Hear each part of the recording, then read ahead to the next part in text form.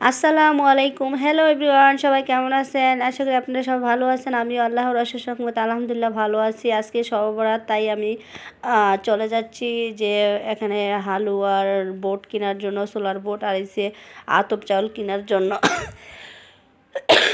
আমার একটু ঠান্ডা লেগে গেছে, আর আমার একটু ভিডিওটা আপলোড দিতে একটু লেট হয়ে গেছে। সময় মতন ভিডিওটা আপলোড করতে পারি নাই, সেজন্য একটু ব্যস্ত ছিলাম, এই আর কি। তারপরে এই যে এখানে আমি ওনাকে বলছিলাম প্রথম যে আমাকে 1 কেজি দেন। তো 1 কেজি না বললে আমি হাফ কেজি বলে ফেলছি। তো বলতেছে কি হাফ কেজি নেবেন? তা আমি বলছি না না না, সরি, 1 কেজি নিব। আর এই যে ঘুড়ি নিয়ে আসছি ভাঙ্গাইতে আবার ঝামেলা, এর জন্য। এরপর চলে আসলাম, এই যে আমার আম্মুকে ডাকাইলাম যে আম্মা, আমার বাসাতে গ্যাস থাকে না, এখন স্টোভে এটা করলাম। আর আম্মাকে বলছি যে আমার কাইটা করে দাও, আমি কাইটা একদম পারফেক্টভাবে করতে পারি না, মানে একদমই করতে পারি না বলতে গেলে। তারপরে এই যে এখানে এই যে গরু গোস্ত নামায় রাখছি, গোস্ত রান্না করব। আর এখানে এই যে বড় মাছের মাথা, মাসকলি ডাল রান্না করব, আর চাউলের গুঁড়ি দিয়ে রুটি, এই আর কি। এখানে আমার আম্মা অনেক সুন্দরভাবে, আর এই যে দেখেন কালি উঠে স্টোভে। আপনারা ব্যবহার করছেন কিনা জানেন না, এটা এসে কেরোসিন দিয়ে ব্যবহার করা হয়। কারণ কারেন্টের বিল যেরকম যে পরিমাণ উঠতেছে, এর জন্য আমি কারেন্টের চুলা ব্যবহার করি না। আমি স্টোভে নিয়ে আসছি, আর সিলিন্ডার ব্যবহার করতে মানে আনতেই 5,000 টাকা লাগে। আর এটা তো ইচ্ছা করলে 200 টাকা লিটার, কেজি না, 1 লিটার 120 টাকা করে। 2 কেজি নিয়ে আসি 240 টাকা দিয়ে। কম টাকার ভিতরে হয়ে যায়, আর সিলিন্ডার ব্যবহার করাটা অনেক টাকার বিষয়, এই জন্য, এই আর কি। এই যে এখানে এখন আমার আম্মা এটা নামাইছে, এটা আড়ার জুরাব যারা খাইছেন কি না জানি না, ওরকম হয়ে গেছে। এই যে এখানে বেশি একটা লাগে না, এখন এটা আমি উঠাই ফেলবো। তারপর ভালো করে এটা একদম আমি একটা ডো তৈরি করে এখন আমার আম্মা এটা কাটতেছে। তারপরে আম্মা কয়েকটা কাইটা দিচ্ছে। এখন আম্মা বলতেছে, মা আমার তো চোখে একটু কম দেখি, আমার কাছে ঝাপসা ঝাপসা লাগতেছে, এটা বাঁকা হচ্ছে, এখন তুমি একটু কেটে দাও। তারপরে আম্মার পরে আবার আমি কেটে কাটলাম। আর আমি বলছি যে বেশি পাতলাও করার দরকার নাই, এত দল করার দরকার নাই, কারণ আমি 1 কেজি চাউলের আমার যে কয়টা হয়, আর 28টা রুটি হয়েছিল আমার। আপনাদেরকে আমি এখন বয়স দিচ্ছি, বললামই তো, আমার এই যে দেখছেন বাঁকা হয়ে যাচ্ছে, আমার আম্মা চোখে কম দেখতেছিল।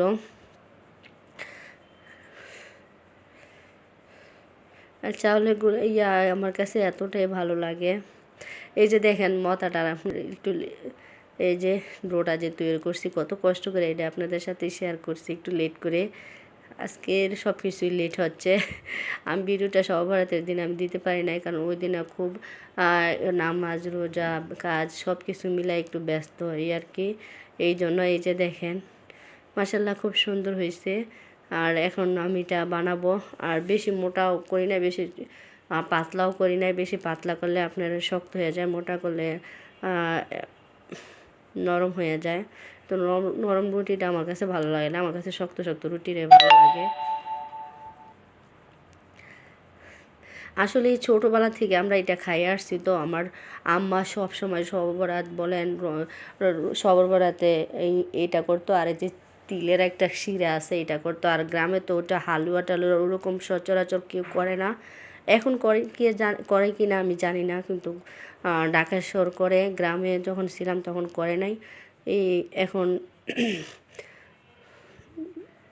তো যে তিল দিয়ে একটা শিরা আছে ওইটা করতো, আর গরু গোস্ত রান্না করতো। সব সময় আমি না মানে সারা রাত আমরা নামাজ পড়তাম, আর এই রুটি যে যখন যেটা মন চাই এটা খাইতাম। আর সব আসলে পিছনের দিনগুলো ফিরে পাওয়ার মতো না। কোনো মানুষ এই জগতে বলে না যে পিছনের দিনগুলো আমার ভালো ছিল না, ছোটোবেলার দিনগুলো আমার ভালো ছিল না।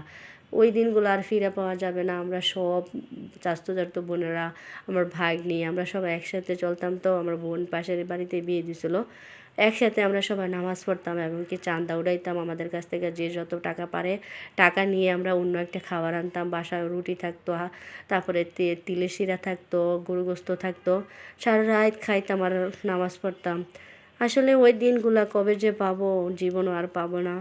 দিন যায় চলে যায়। এই যে 28টা রুটি হয়েছে আমার কাছে, মানে চাউলের রুটিটা একদম পারফেক্ট হয়েছে। আমি যদি নিজে করতাম এরকম হইতো না। আমার আম্মা নিজে অনেক রোজা রেখে অনেক কষ্ট করে আমার বাসায় চলে আসছে, যে জানি তুই এটা পারবি না ঠিক মতন, এই জন্য আমি কষ্ট করে হলো একটু আসিয়া করে দিলাম। তারপর এখন এই রুটি বানানো শেষ, এই পর্ব শেষ। আমি চাইতেছি দিনের বেলায় সব কাজটা শেষ করে এই মাগরিবের পরে একটু রেস্ট নিয়ে তারপরে নামাজ কালাম শুরু করবো, কারণ বছরের একটা দিন, এই দিন আর পাবো কি না ইবাদত বন্দিগি করবো। রাত্রে যদি রান্নাবাড়ি করি তাহলে সমস্যা, আমি গ্যাসের অপেক্ষা থাকি নাই, জন্য আমি স্টোভের মধ্যেই আমি রুটিটা করে নিলাম। আর এখন গ্যাস আসছে, এখন মাগরিবের আগে সব কিছু আমি কমপ্লিট করতে চাইছিলাম। এখন হলুদ, মরিচ, জিরা, পেঁয়াজ, গরু গোস্ত রান্না করতে, এটা আর আপনাদেরকে বলা লাগবে না। এই জন্য আমি আর পুরা রেসিপিটা আর বলি নাই, যারা লাগে সব কিছু করলাম। আর এইবার গরু গোস্তগুলো এতটাই স্বাদ ছিল, বড় বড় হাঁস ছিল, মানে খেতেটা অনেক ভালো। আর আদব গোস্ত আমার কাছে ভালো লাগে না, হাঁস ছাড়া গোস্ত আমার একদমই ভালো লাগে না। তারপরে চলে যায় আসেন একটু ছোটোবেলার কাহিনীর মধ্যে। ছোটোবেলায় আমরা সব বান্ধবীরা মিলে মসজিদে কিন্তু মিষ্টি দিত বড়রা তো, আর আমরা সব মিলে চাচতো বোন ভাগ্নি যারা ছিলাম একসাথে চলতাম, একসাথে প্রায় 4-5 জন 6-7 জন করে একসাথে আমরা নামাজ পড়তাম। সবাই আমরা শাড়ি পরতাম, নতুন শাড়ি আমরা এই সব বরাতের মধ্যে পরতাম। আমার আম্মার শাড়ি আমি পরতাম, আমার এখনও মনে আছে আমার আম্মার শাড়ি। তো তখন তো ছোটো ছিলাম, আমার আম্মার শাড়ি তো অনেক মানে লম্বা ছিল না। এখন আমি কি করতাম, এটারে 2 ভাগ করে আমার আম্মা আমার পরাই দিত আমার আপুরা। তারপর আমরা এই নামাজ পড়তাম। আর সারা জ্যোৎস্না রাইতে আমরা উঠানে বসে আমরা কি করতাম, গল্প গুজব করতাম, নামাজ পড়তাম, এই বাড়ি থেকে ওই বাড়ি যাওয়া আসা করতাম। ওই রাত্রে আমাদের কোনো ভয়ই লাগে নাই, অন্ধকার দিয়ে আমরা হাঁটা চলা করছি, দৌড় দিয়া ওই বাসায় চলে যেতাম। ওই দিনগুলা যে আর কবে পাবো না জানি। তারপর আল্লাহ আমার মানে মানুষ তো একটু হলেও থাকে আগের চিহ্ন, কিন্তু আমার তো কোনো চিহ্নই নাই, কারণ আমার গ্রামের বাড়ি নাই বলতে গেলে। কারণ আমার বাবা মা আমরা সবাই ঢাকা শহর থাকে, আমাদের গ্রামের কোনো চিহ্নই নাই। আমরা গ্রামে এখন কোনো কিছুই নাই, বাড়ি আছে ঘর নাই। ঘরটা আমার নষ্ট হয়ে যাবে, অনেক বছর হয়ে গেছে, এই জন্য আমার বড় আপুরে দিয়ে দিছে। এখন শুধু বাড়িটা আছে, পুকুর আছিল, পুকুরটাও এখন বরোধ করে ফেলছে। আমাদের বিশাল বড় বাড়ি আছে ঠিক আছে, কিন্তু আমরা যাই না। মানুষের যদি বয়স হয়ে যায় দেখি আমার ফুপিরা এখনও বাবার বাড়িতে আসে, কিন্তু আসলে আমাদের ওরকম কপাল নাই যে জন্মস্থানে আমরা বছরে একবার হলো যাব। আসলে আমার এতটাই জন্মস্থানের জন্য মায়া লাগে, মানে আমি আমার নবীজি যখন মক্কা ছেড়ে মদিনায় চলে যায়, তখন কিন্তু অত্যাচারে যখন মক্কা ছেড়ে মদিনায় চলে যায়, পিছনে ফিরা তাকায় আর কান্না করছিল।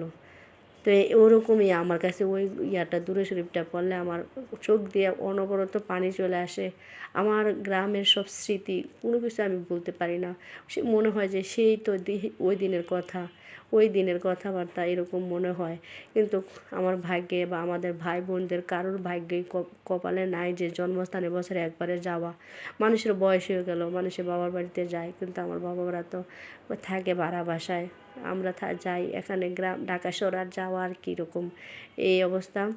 গ্রামের বাড়িতে মানুষের বছরে একবার আমরা সব বোনেরা, আমার বাবা মা যদি এখন গ্রামে থাকতো, আমার ভাবি গ্রামে থাকতো, ভাই গ্রামে থাকতো, তাহলে আমরা বছরে একবার হলো আমরা একসাথে সবাই হইতে পারতাম। একসাথে সবাই যে ছোটোবেলার মানুষ কেউ থাকে না, তাও একজন না একজনের সাথে দেখা হইতো, আগের যে স্মৃতিগুলো মনে হইতো।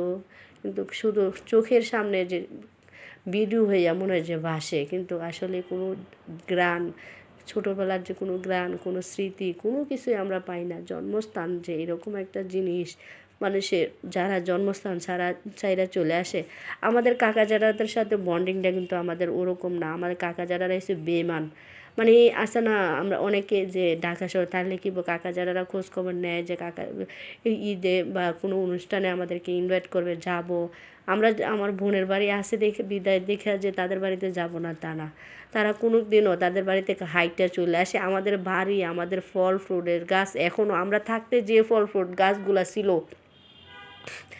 এখনও কিন্তু আছে বুঝছেন, তাও কি করে আমাদেরগুলা খায়, কিন্তু আমাদের একটা ফোনও দেয় না যে আমাদের ফলগুলা নিয়ে আসার জন্য। আমার আমার বোনের বাড়িতে আমরা যাই, যদিও যাই বছরে 1-2 বার যাওয়া হয় না, যদিও যাওয়া হয় কোনো কারণে, তাহলে ওদের বাড়িতে যদি আমরা হাইটটা চলে আসি তাও কেউ বলে না যে আজকে আমাদের বাড়িতে দাওয়াত বা আমাদের বাড়িতে খাবা, এরকম আমার আপন কাকা যাটারাই বলে না। ওরা বেইমান, আমাদের জায়গা সব কিছু দখল করে খাইতেছে, কিন্তু আমাদেরকে বলে না। কিন্তু তাও আমাদের জন্মস্থানের জন্য আমার আম্মা মাঝে মাঝে বলে, তোমরা কিসের জন্য মায়া করো, তোমার কাকা যারা তো তোমাদের খোঁজ খবর নেয় না, তোমাদের একটা দাওয়াত করে না। মানুষ অনেকেরই দেখি, অনেক ব্লগারদের দেখি যে ঢাকা শহর থাকে, কাকা যারাদের বাড়িতে বেড়াইতে যায়, কিন্তু আমাদের কপালে ওরকম নাই। আমরা পরের মতন হাইটটা চলে আসি, আমাদেরকে মানে দাওয়াতে দেয় না। আমার যখন নতুন বিয়ে হয়েছে, নতুন বিয়ে হয়েছে বলতে কি, আমি তো বিয়ের পর গ্রামে যাই নাই, আমার ছেলে হওয়ার পরে আমি গেছি। আমার ছেলে তখন কয় মাস, 8-9 মাস মনে হয়, 8-9 মাসের বাচ্চা নিয়ে গেছি। আমার হাজব্যান্ড কিন্তু প্রথম গিয়ে অনেক 10-12 কেজির মিষ্টি নিয়েছিল। আমাদের পুরা বাড়ি মানে পুরো এক কার্টন করে দিয়ে দিছে আমার কাকা জ্যাঠাদের। কিন্তু আমার হাজব্যান্ডের কেউ 1 কাপ চাও খাওয়াইছে না, 1 গ্লাস পানিও খাওয়াইছে না, কেউ দাওয়াত দিয়েও খাওয়ায় নাই। আমরা 2-3 দিন ছিলাম আমার বোনের বাড়িতে। আমরা বোনের বাড়িতে আসে দেখে আমরা একটু গ্রামে যাইতে পারি, তাও না, যাইতে পারতাম না। জন্মস্থানের কোনো চিহ্নই ছিল না। কিন্তু একদিনও কেউ বলে নাই যে আজকে তোদের দাওয়াত। এই যে মিষ্টিগুলা দিচ্ছে, বলা উচিত ছিল না যে তোমার আজকে যে আমার আপন, এমন না আপন না, আমার আব্বা বড়, আমার আব্বার বড় আর একজন আছে, ওরা 4 ভাই, তা ওরা কেউ বলে নাই। যাই হোক, তাও জন্মস্থানটাকে ভুলতে পারি না। আর যারা আমার ভিডিওটা দেখছেন, আশা করি আমার সুখ দুঃখ মিলে আজকের ভিডিওটা, এক কথা থেকে আরেক কথায় চলে গেলাম। আসলে গ্রামের কথা মনে হলো আমার মানে অনেক মাথা হয়ে যায় যে আসলে গ্রামের স্মৃতি আমি ভুলতেই পারি না। বলতে গেলে আমি একদমই বলতে পারি, মনে হচ্ছে সেই দিন আমি গ্রাম থেকে আসছি। একদমই বলতে পারি না গ্রামের জন্মস্থানের স্মৃতি। আজকের ভিডিওটা এই পর্যন্তই। নেক্সট কোনো ভিডিও নিয়ে আপনাদের সামনে চলে আসবো। এই পর্যন্ত সবাই ভালো থাকবেন, আপনারাও আমার জন্য দোয়া করবেন, আমার পরিবারের জন্য দোয়া করবেন। আল্লাহ হাফেজ।